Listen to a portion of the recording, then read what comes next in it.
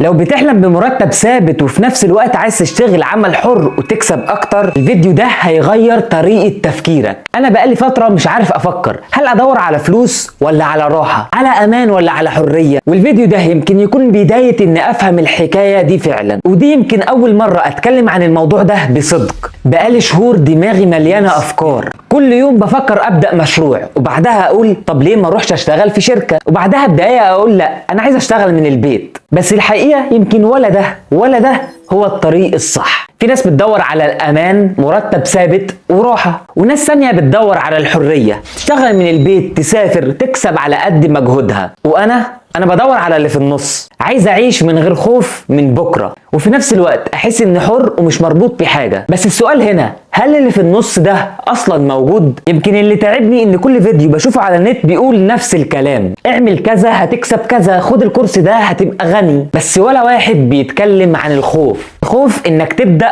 وما تنجحش، الخوف انك تتعب سنين وما توصلش، الخوف انك تختار غلط، الخوف انك تبص لأي حد ناجح وتقول هو لحق ازاي وانا لسه هنا ليه. فانا قررت ابدا اتكلم مع نفسي بصوت عالي واشارك كل اللي بفكر فيه، مش كخبير ولا كمعلم، لكن كواحد زيك بيحاول يفهم الدنيا. هل الصح انك تبدا باي شغل وخلاص، ولا تستنى لما تكون جاهز، ولا تمشي في الاتنين مع بعض؟ مش عارف، بس هبدا اكتشف واحده واحده، وكل مره هبدا اشارككم اللي حصل، حلو ولا وحش، ينفع ولا لا.